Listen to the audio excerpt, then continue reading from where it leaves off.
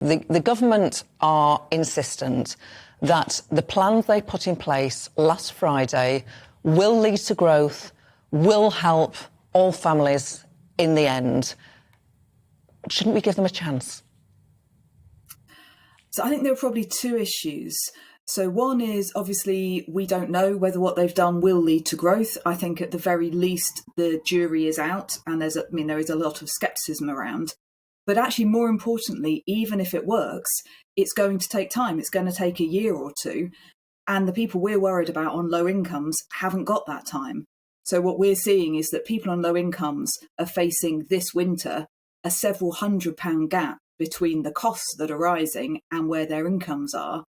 And so, this isn't about theory. This is about real people who are saying we're not going to be able to heat our homes, pay our bills, afford food and essentials. We're seeing the bills rack up. We're seeing debt rack up.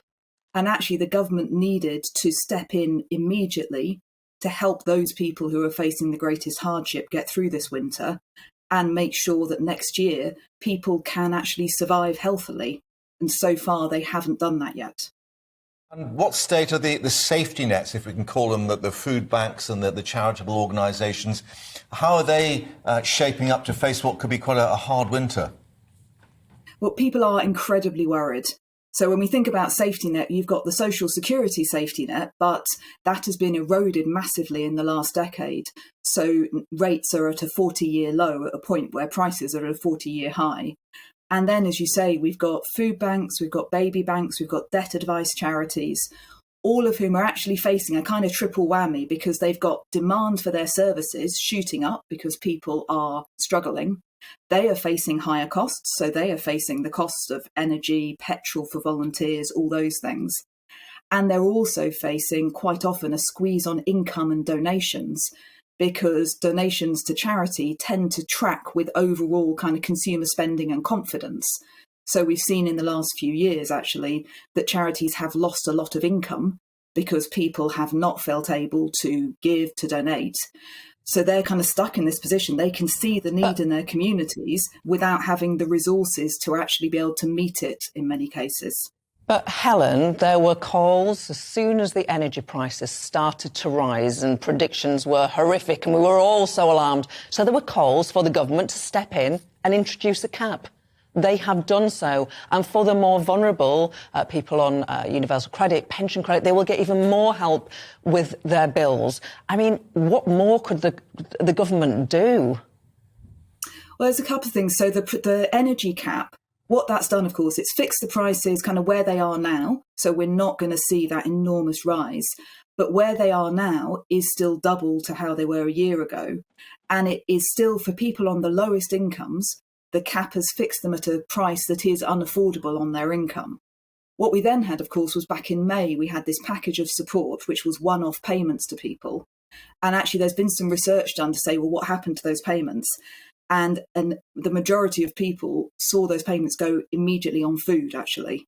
So they aren't enough to last people through the winter. So when we did some analysis to say, well, where are we at with all these different things?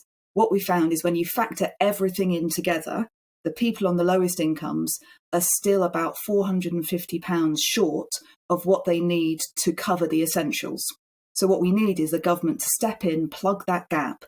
And also, of course, the support for people on low incomes, it was one-off payments. Now, we had the previous Chancellor committed to raising benefits next year in line with inflation. We haven't actually heard from this government what their commitment is for people on the lowest incomes this winter and next year. And people are living in fear. I mean, I think it's hard to overstate just how worried people are because, we saw back in May, 7 million people had gone without an essential in the previous month. Yeah, 4.5 million already in arrears. That's back in May. Things are much worse now. Yeah, I was going to ask you, how far up the sort of socio-economic scale do these problems go? We often obviously talk about those who are without jobs or they've lost their jobs and the very poorest. But I mean, are we getting indications even those who are in jobs and working and getting regular payments are struggling really badly as well? Yeah, I mean, it's always worth remembering that when you look at poverty in this country, for quite a long time now, the majority of people in poverty are now in working households. So that kind of the old idea that poverty was all about worklessness, that's changed in the last 20 years, actually. So you've got lots of people who are either they're working, but they're in low paid, insecure jobs, or they are disabled, they're caring for someone who's disabled, they've got a very young child. So they either can't work at all or can't work very many hours. So those people are really, really struggling. And some of the people who maybe were a bit higher up, who were kind of just about staying balanced, some of those people are also finding that the level of price rises is kind of pulling them away from what they can cope with. But it is the people, that bottom 20% or so, who are, many of them are in working households, they are facing just incredibly serious hardship this winter. Just final point to you, because you have criticised government policy. I haven't heard the Labour Party, and I'm pretty sure they haven't, say anything about the level of benefits under a Labour government. I mean, I have to say, I've been more focused on what is going to happen for people in reality this winter at the moment. And that is in the gift of this government. I mean, I think you're right. I think what we would like to see is all political parties actually commit to saying we will link benefits to the actual cost of essentials. So we should say, look, there's a minimum amount of support that we will give people if they aren't able to earn enough for some reason. And that should actually be linked to how much you need to cover the essentials. Now, that link hasn't been there actually for a long time.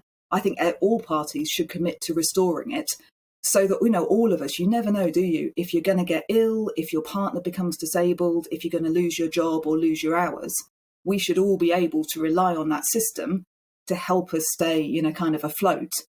And that means committing to it being at an adequate level. So I'd like to see all parties do that this autumn.